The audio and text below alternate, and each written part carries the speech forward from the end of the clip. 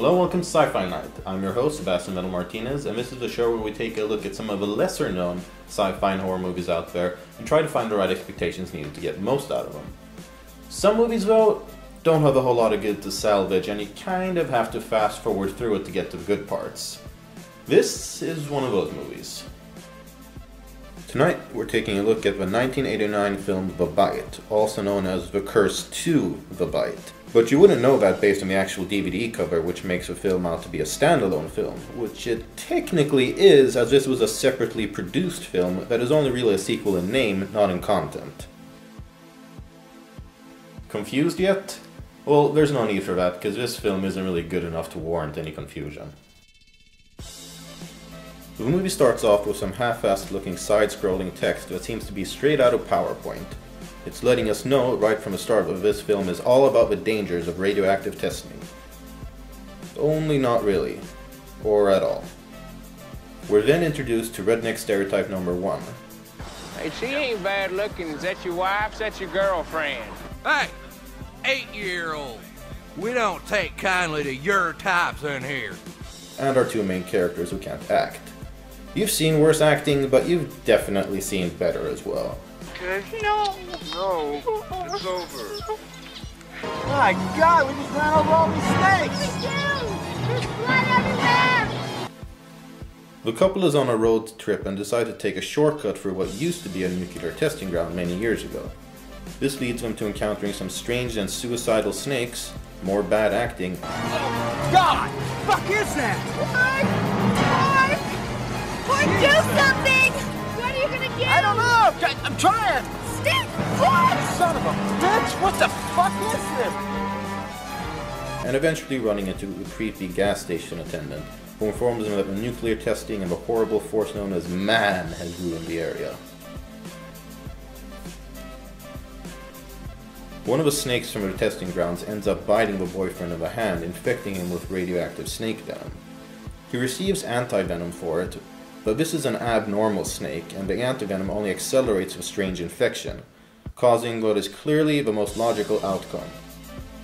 The guy's hand turns into a sentient snake! I don't know how it works, I'll just let the movie explain it for you. Like some fungi, this particular venom must have symbiotic properties. Infected by the neurotoxins, the immune system's T cells do not die. Rather accept the foreign DNA and allow it to replicate.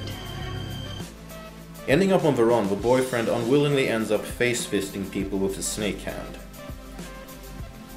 Well, there's a line I never thought I'd say before on camera. If only the movie itself could stand out as much as that sentence did.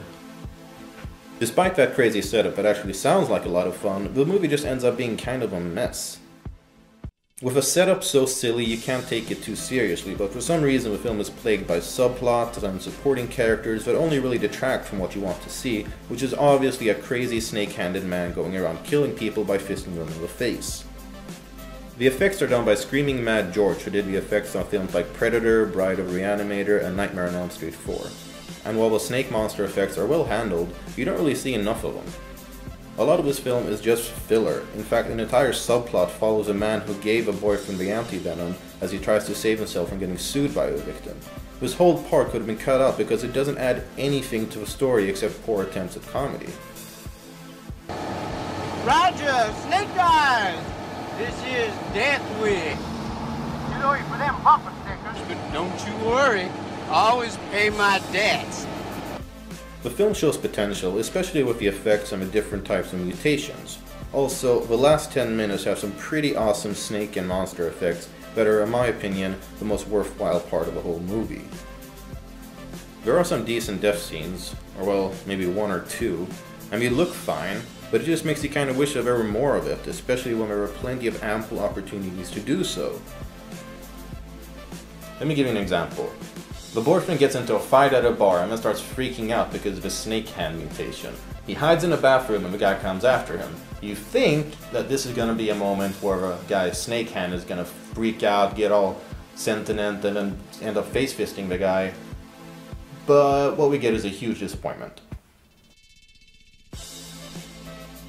Basically, like I said, this movie is just kind of a mess. I really kind of wish there was more of what makes it pretty awesome, but that awesome part is pretty tiny. So, what should you expect from this movie? The occasional snake and kill effect.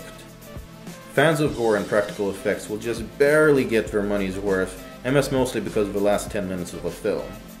The little that you see leaves you screaming for more, but more so in an unsatisfactory way than anything else, because let's face it, this isn't Jaws, just show us the damn snake hand!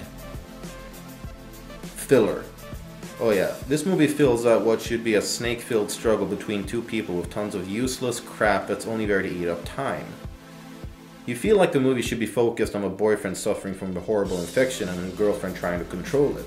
What you're left with is lots of uninteresting filler and sub-characters. B-movie cheese. This is both good and bad. From the over-the-top characters to the ridiculous kills and people doing incredibly stupid things, this is a pure B-grade movie, but the B-grade entertainment is often switched out for B-grade boredom, which is definitely not a plus. The actual snake violence and some of the surprisingly good effects do make a lot of the film sufferable, but not all of it. So if you like cheesy B movies with gore and practical effects, then you can definitely have a lot of fun with this, but you should definitely do yourself a favor and just fast forward or skip or skim through the really boring, uninteresting scenes that don't do anything to affect the story. So overall, this is a pretty bad movie. It's definitely got a few fun effects, deaths, and scenes, but the last 10 minutes are by far much more entertaining than the rest of the film, which really says something. Like I said, you'll probably have to skim or fast forward through some boring parts, but there is a bit of fun to be had here, simply because the effects and the snake scenes are a lot of fun. So that about does it for this episode of Sci-Fi Night. We hope you enjoyed it. I'm your host, Sebastian Mendel Martinez, and if you're one of the few people who actually has seen this movie, please, by all means, let us know what you thought of it in the comments section below. While you're down there, you might as well click the like and subscribe button to support the show and stay updated with it. And we look forward to seeing you guys in the next episode of Sci-Fi Night.